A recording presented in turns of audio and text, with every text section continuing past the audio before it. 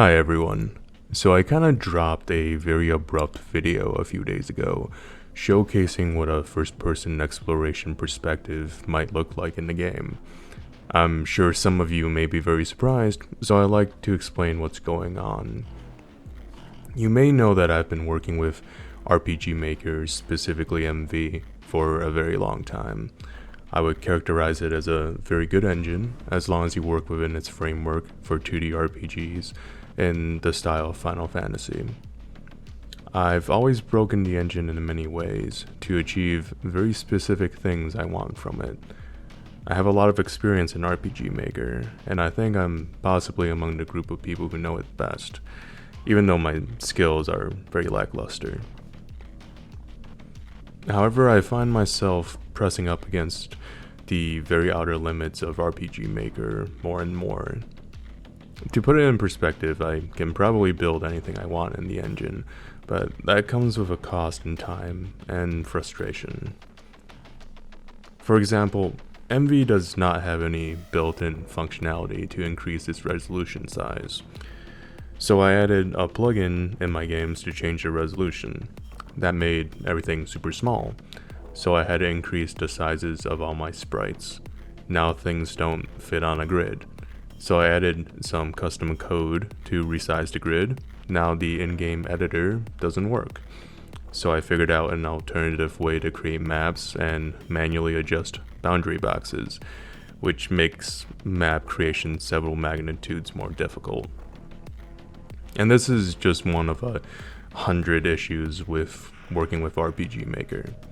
It's a good engine for what it is, but at some point switching to something else is easier, less time consuming, and just generally more productive. So I'm considering switching to Unreal Engine 5. I'm still not entirely sure about it, but I'm leaning on a 90% chance of it happening. Unreal 5 is a very powerful engine used by companies that have a lot more manpower and money than me.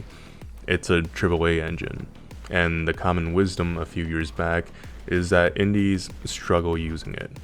Solo devs really struggle.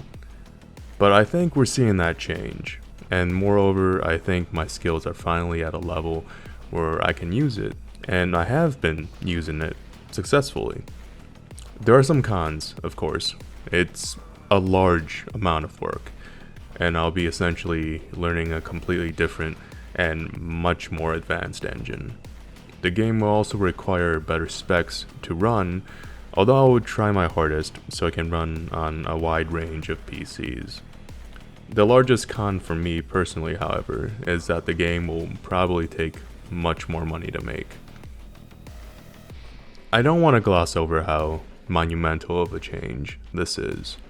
I've always planned on switching engines eventually, but now that the day is here, it's still a big step. It's wildly ambitious. In fact, I'm sure most people would say it's way too ambitious for a solo dev. And that's good to hear. I want to move in a direction where people tell me that the things I want to do are near impossible. That's the direction I have been moving in my entire game dev career. So now I'll lay it out honestly.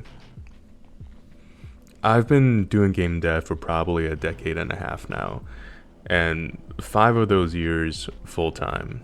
I think I have a good idea of my capabilities. I know how to judge the scope of things and manage my own time. My longtime fans will know that I have 5 successful Kickstarters under my belt, and my projects are always delivered relatively timely. I am very open and communicative. My games are priced to be affordable, and dare I say it, I think I have a good reputation for being an honest dev. So believe me when I say I think I have a good chance, and I know what I'm doing. With that said, let's move on to the game and what has changed. The game will still be mostly everything that it was in the last Kickstarter. You play as a criminal in the employ of the vampire syndicates. It is an RPG. You create your own characters, recruit a party, and there's turn-based grid-based combat similar to Baldur's Gate 3, Colony Ship, and lots of RPGs in that style.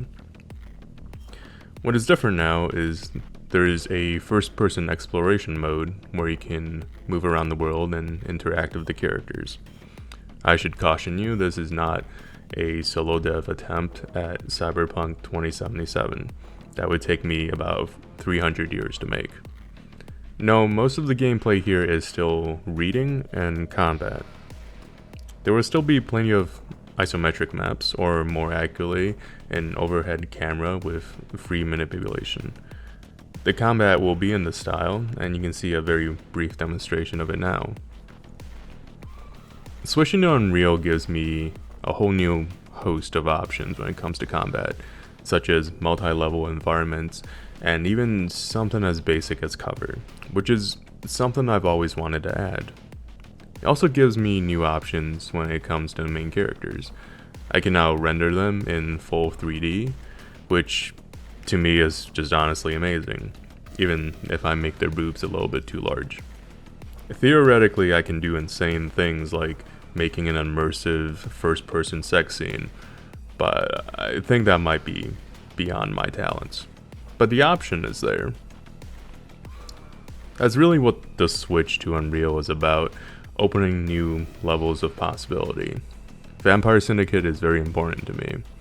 It is, for the lack of a better word, my try-hard project.